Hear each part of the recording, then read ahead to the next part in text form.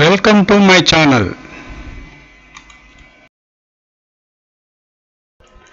Hi friends, welcome to my channel. ఈ రోజు MS office కు సంబంధించి MS Word, MS Excel, MS PowerPoint, MS Access ఈ నాలుగింటిని కలిపి మైక్రోసాఫ్ట్ ఆఫీస్ అని సర్వసాధారణంగా మనందరం పిలవటం చూస్తాం. అయితే ఈ రోజు మీ అందరికీ కూడా ఈ మైక్రోసాఫ్ట్ ఆఫీస్కు సంబంధించిన ఒక విభాగమైన MS ఎక్సెల్లో ఏ విధంగా మనం ఫైల్స్ని తయారు చేసుకోవాలి, దానిని ఏ రకంగా ఉపయోగించుకోవాలి అనే విషయాన్ని ఇప్పుడు మనం చూద్దాం. ఫ్రెండ్స్, మీ డెస్క్టాప్ కానీ ల్యాప్టాప్ని కానీ ఆన్ చేసినట్టయితే స్టార్ట్లో చూసినట్టయితే మీకు ఇక్కడ ఆఫీస్ ప్రోగ్రామ్స్ అయినా MS Excel, MS Word, MS PowerPoint, MS Access ఇటువంటి అన్నీ కూడా మీకు కనిపిస్తాయి.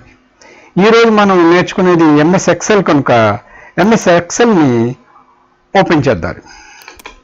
MS ఎక్సెల్ని ఓపెన్ చేసినప్పుడు మనకి ఈ విధంగా పేజ్ కనిపించడం అనేది జరుగుతుంది.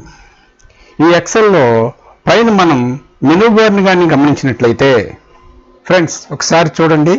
ఈ మెనూ బార్ని కానీ గమనించినట్లయితే మనకి పైన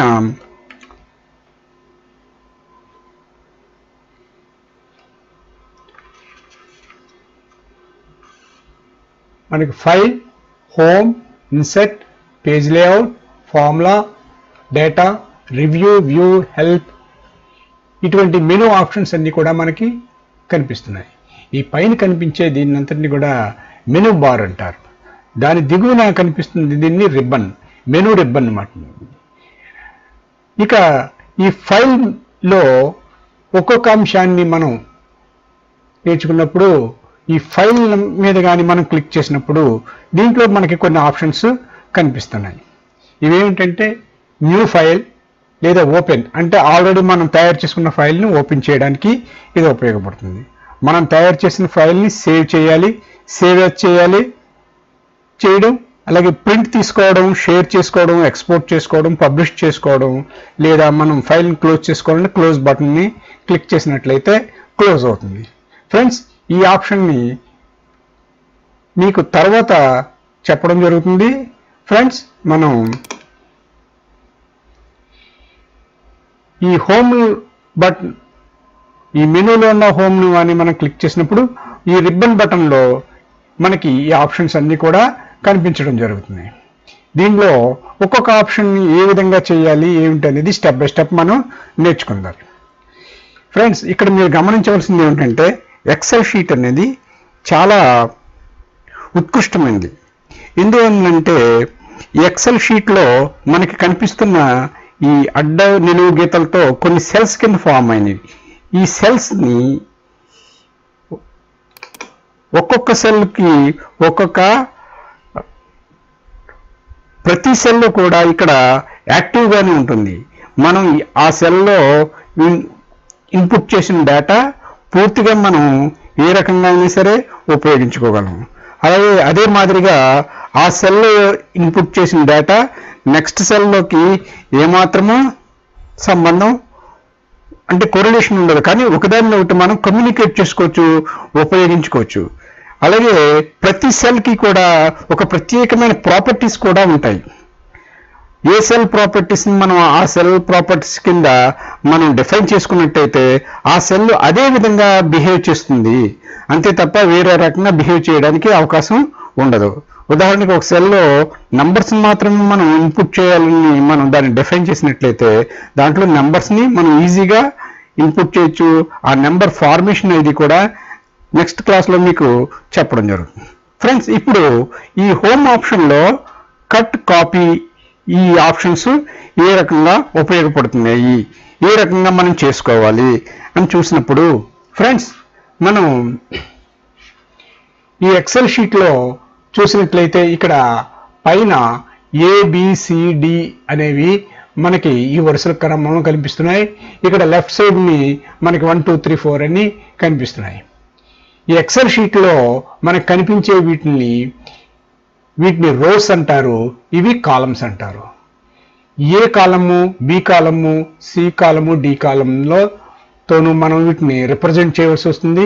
ఇది ఏ విధంగా రిప్రజెంట్ చేస్తారో ముందు ముందు మన క్లాసుల్లో మనం నేర్చుకోవడం జరుగుతుంది. అదేవిధంగా రోస్ని 1, 2, 3 ఇవి కూడా రిప్రజెంట్ చేసి ఆ సెల్ ఎక్కడ ఉంది, దాంట్లో ఉన్న డేటాని ఏ రకంగా మనం మ్యానిపులేట్ చేసుకోవచ్చు అనే విషయాన్ని కూడా మనం తెలుసుకోవచ్చు ఫ్రెండ్స్.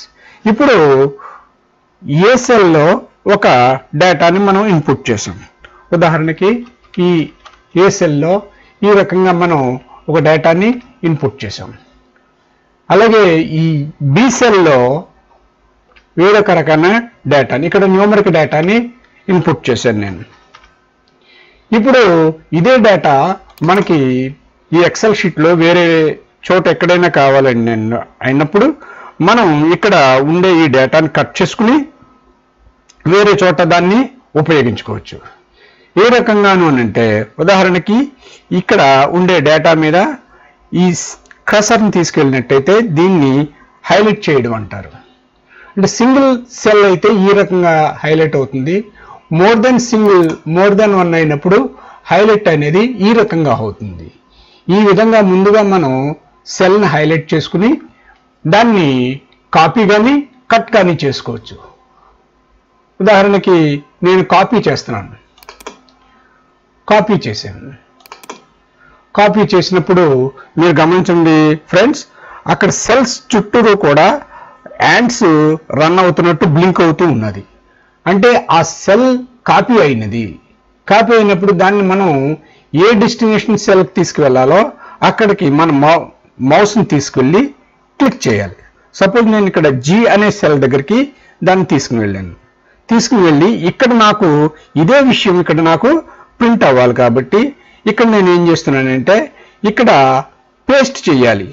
ఫ్రెండ్స్ ఇక్కడ చూడండి, హోమ్ బటన్ దగ్గర పేస్ట్ అనే ఆప్షన్ హైలైట్ అయింది. ఈ వర్క్ మనం చేయలేనప్పుడు ఇక్కడ పేస్ట్ అనే ఆప్షన్ డిజేబుల్లో ఉంది. ఎప్పుడైతే మనం దీన్ని హైలైట్ చేసుకుని కాపీ చేసుకున్నామో పేస్ట్ అనేది హైలైట్ అయింది. ఈ పేస్ట్ మీద మనం క్లిక్ చేసినప్పుడు మనకి ఈ సెల్లో ఉన్నవన్నీ కూడా ఇక్కడ పేస్ట్ అవ్వడం జరిగింది. ఫ్రెండ్స్ ఇంకా గమనించండి, ఇక్కడ కాపీ చేసినప్పుడు మెయిన్గా మనం ఏ డేటాని అయితే కాపీ చేసుకున్నామో ఆ డేటా అదే మాదిరిగా ఉంది. వేరే చోట దాన్ని మనం కాపీ చేసుకోగలిగాం. కానీ ఇంకొక విషయం ఉంది. ఇక్కడ మీరు గమనించినట్లయితే ఈ పేస్ట్ కార్యక్రమం అనేది జరిగిపోయింది ఇక్కడ. కానీ ఇంకొక సెల్లో కూడా ఇదే విషయం మనకి ఈ డేటా పేస్ట్ అవ్వాలనుకోండి, అప్పుడు మరలా కాపీ చేసుకుని పేస్ట్ చేసుకునే అవసరం లేదు. ఎందువల్లంటే ఈ సెల్ చుట్టూ బ్లింక్ అవుతున్న బ్లింకింగ్ ఉన్నంతసేపు కూడా మనం ఈ డేటాని మనం ఎక్కడైనా సరే పేస్ట్ చేసుకోవచ్చు. ఇక్కడ కూడా నేను పేస్ట్ చేయొచ్చు. మళ్ళీ పేస్ట్ దగ్గరికి వెళ్ళి ఇక్కడ పేస్ట్ మీద క్లిక్ చేసినట్టయితే మళ్ళా అది ఇక్కడ పేస్ట్ అవుతుంది. చూడండి ఫ్రెండ్స్,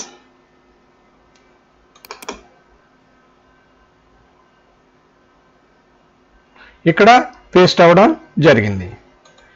ఇప్పుడు ఈ పేస్ట్ అవడం అంటే నాకు సరిపోతుంది, ఇంకా అక్కర్లేదు అనుకున్నప్పుడు ఈ బ్లింకింగ్ మనం తీసివేయాల్సిన అవసరం ఉంది. ఈ బ్లింకింగ్ తీసివేయడానికి సింపుల్గా మన కీబోర్డ్లో ఎస్కేప్ కీ కానీ ప్రెస్ చేసినట్లయితే అది కాస్త డిజేబుల్ అవుతుంది. ఇదిగోండి ఫ్రెండ్స్, ఈ రకంగా మనం కాపీ చేసుకోవచ్చు. ఏదైనా ఒక డేటాని మనం కాపీ చేసుకుని పేస్ట్ చేసుకోవచ్చు. ఫ్రెండ్స్ ఇక్కడ మీకు ఒక షార్ట్ కట్ కీ కూడా చెప్తాను. ప్రతిసారి కూడా మీరు మెనూ బోర్డులోకి వెళ్ళి ఆ మెనూలో ఉండే కట్ కాపీ ఆప్షన్స్ ఎంచుకోవాల్సిన పేస్ట్ ఎంచుకోవాల్సిన అవసరం లేకుండా మీరు కీబోర్డ్ నుంచే డైరెక్ట్గా కాపీ చేసుకోవచ్చు, పేస్ట్ చేసుకోవచ్చు. చూడండి ఫ్రెండ్స్, ఇక్కడ దీన్ని మళ్ళీ నేను కాపీ చేస్తున్నాను. నేను కాపీ చేయడానికి మళ్ళీ హైలైట్ చేశాను. హైలైట్ చేసిన దాన్ని కాపీ చేయడానికి షార్ట్ కట్ కి కంట్రోల్ సి ప్రెస్ చేసినప్పుడు మళ్ళీ ఈ సెల్స్, నేను ఏ సెల్స్ అయితే కాపీ చేసుకోవాలనుకుంటున్నా ఆ సెల్స్ అన్నీ కూడా హైలైట్ అవడం, అక్కడ బ్లింకింగ్ అవడం ప్రారంభమైంది. ఫ్రెండ్స్, ఇప్పుడు నేను కాపీ చేసుకోవడానికి షార్ట్ కట్ కీ అయిన Ctrl+Cని ఉపయోగిస్తున్నాను.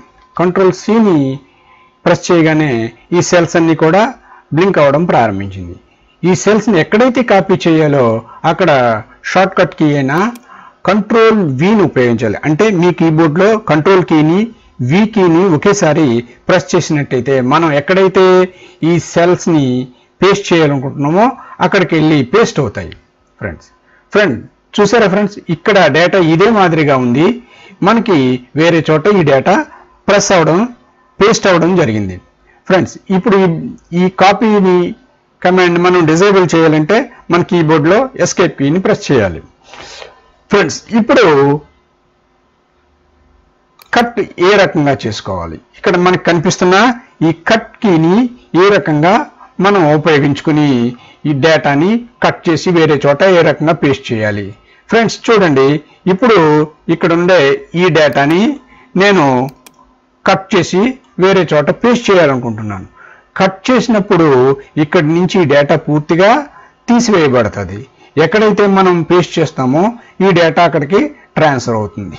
కాబట్టి ఫ్రెండ్స్, ఇక్కడ కట్ చేసినప్పుడు ఎక్కడైతే కట్ చేసామో అక్కడ ఈ డేటా ఏమాత్రమూ ఉండదు.